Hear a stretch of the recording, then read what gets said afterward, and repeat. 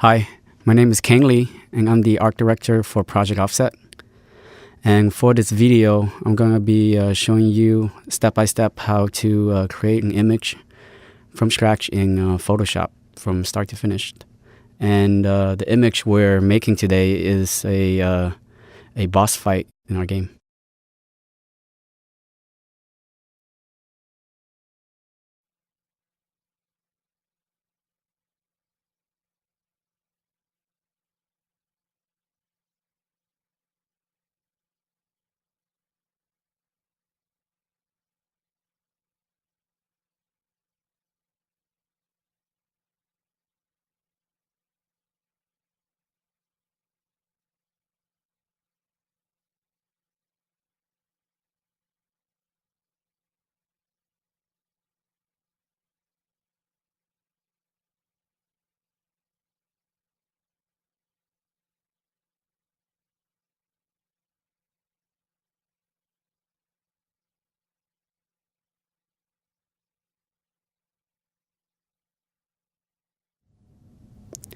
So usually the first thing that I do before I even start a painting, I would try to go through and create some thumbnails of what I want it to be first.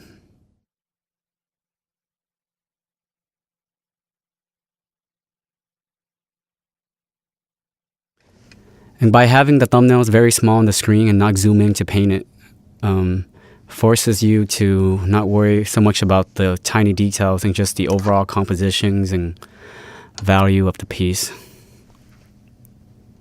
So I would just do a couple just to test out all of my ideas before I commit to any of them.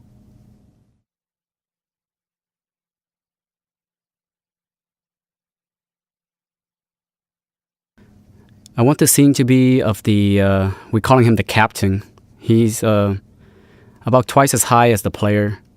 And one of his special abilities is that he can create this earthquake power. And I want to show that off in this image.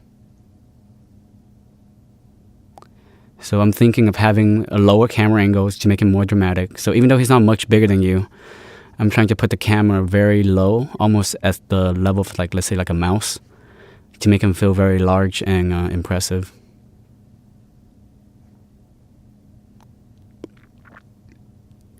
And by just using a 3-value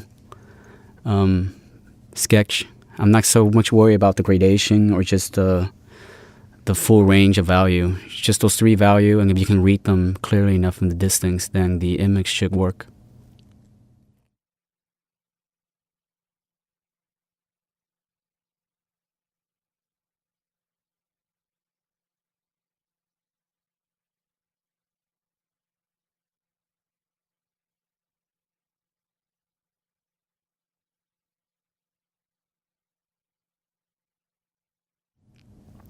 And I'm picturing this guy, his overall design was designed by Anthony Francisco, who's our character concept artist here. And the captain is very similar in feel to the Juggernaut in X-Men. So I'm trying to have that kind of hokey silhouette.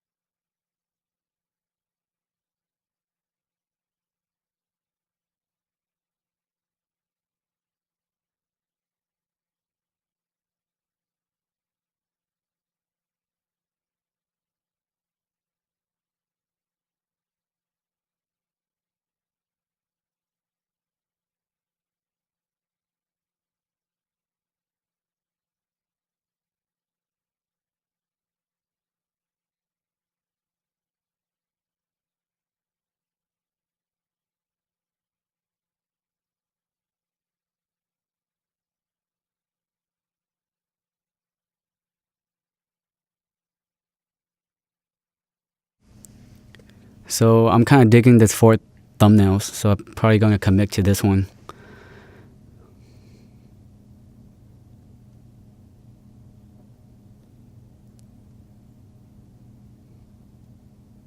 The great thing about Photoshop is so versatile, so you can just crop it, blow it up in pixel, and just work on it.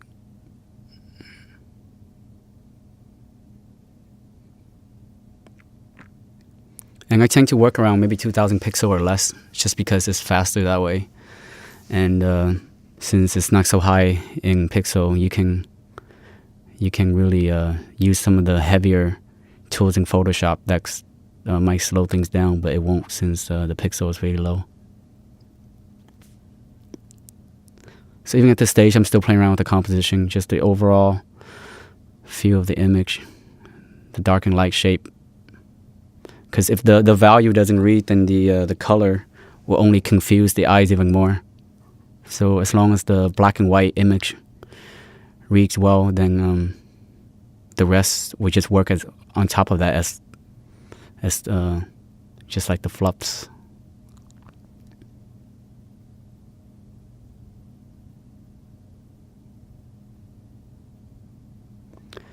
So I want this guy to do sort of the earthquake move. So I'm having the camera to be very low from the ground, and I want the debris caused from the earthquake to come toward the camera, and things in the foreground shattering because of it.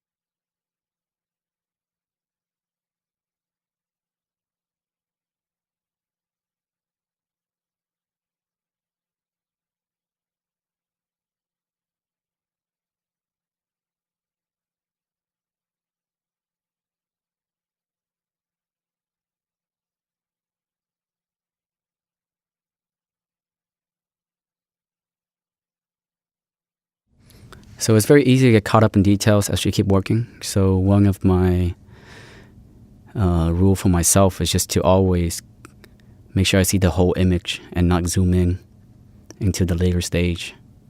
So right now I'm just putting on a multiply layer and just glazing some colors, warms and cool. I want the whole room, the dojo, the area you're fighting in, to feel very warm, because the outside so far has been very bleak and gray. So I want the player, when they enter this area, to have this sense of color and richness that they didn't experience when they were playing in the outside.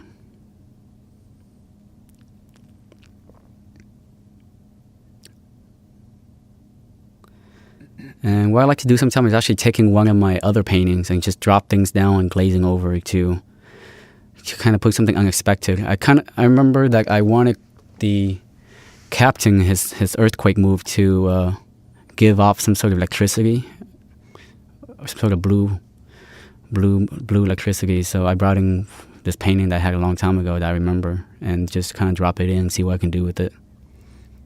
So it's a lot about experimenting.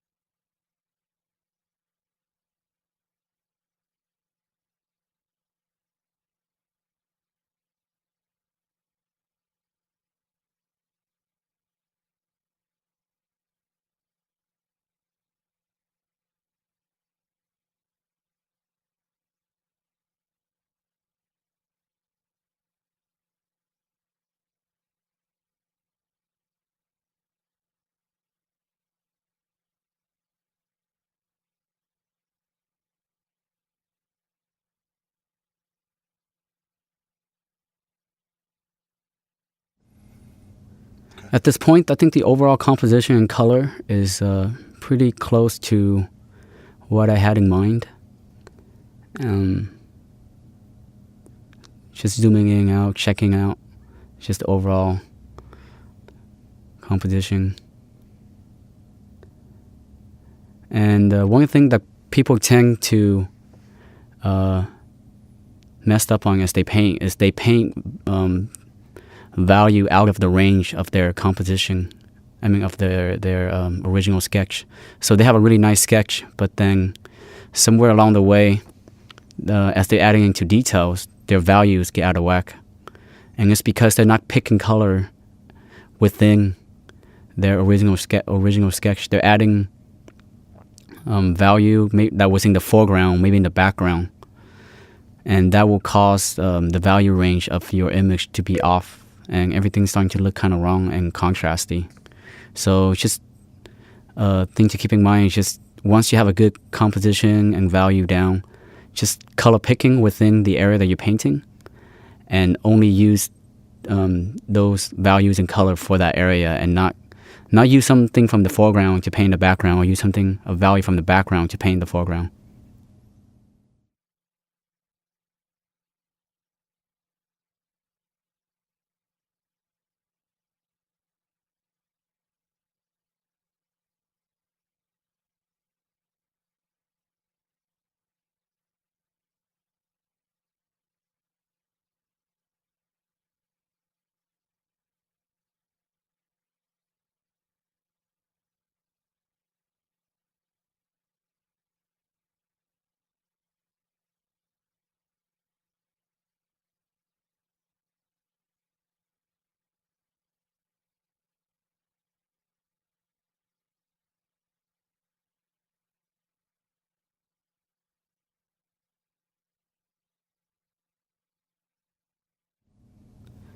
And once in a while, I like to just flip the painting horizontally, just to kind of see it from a different perspective. The old master painter back in the day, they did this with the mirror, and they basically just have a mirror next to their painting and just look into it and see it from a fresh perspective. And it's much easier to do that in Photoshop. You just have to flip horizontal. When you do that, you usually kind of notice some perspective errors, which is what I'm doing now. I'm fixing one of the perspective on the door or archway in the background.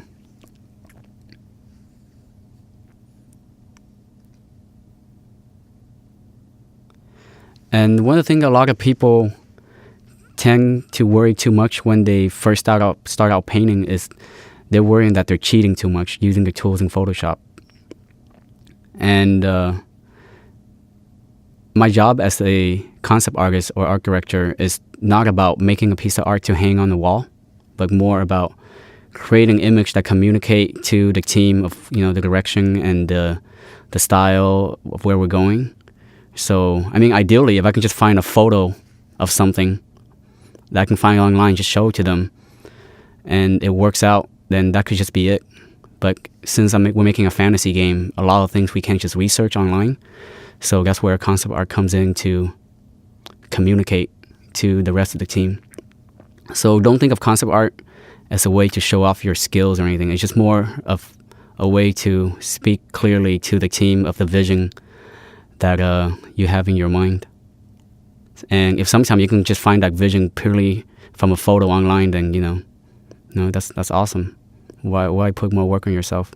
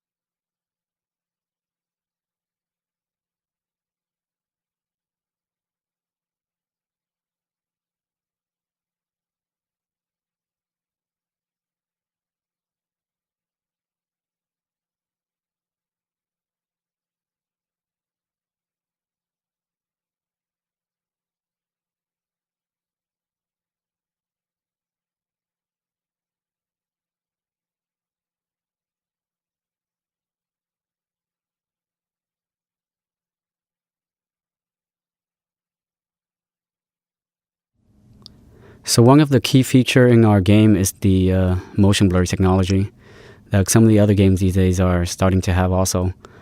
And I just want to show that off. And using a blur tool will give you that effect.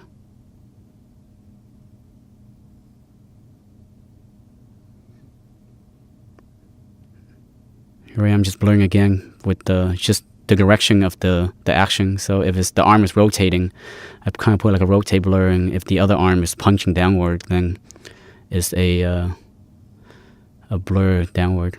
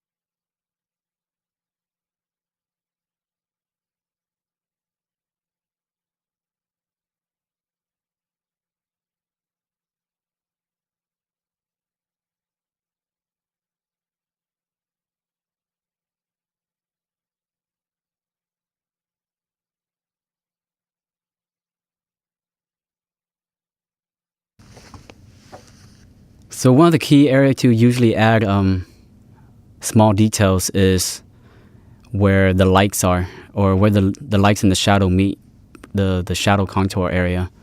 And you can just leave the shadow area very rough, but the in the light, that's when you want to take out your small brush and just really slow down and clean up the details, because that's where your eyes look. Your eyes look at the areas of high contrast, where areas of low contrast, your eyes just kind of look at only the silhouettes and the masks of shape. But in the light and the shadow contour areas where your eye takes the most attention.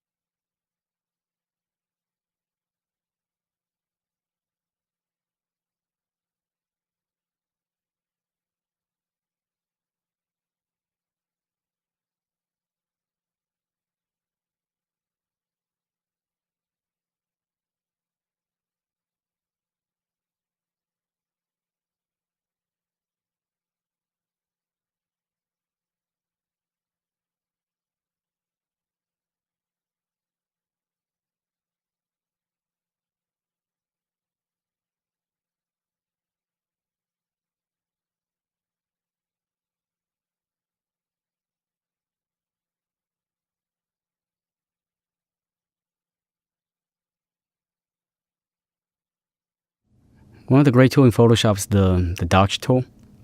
And it really gives you a sense of glowing light that would be hard to achieve without. Because as you put a dodge over the area, it doesn't just bring it lighter, it actually there's a lot of more complex color within there. And I learned to use that a lot more when I took a class with Ryan Church back in the day.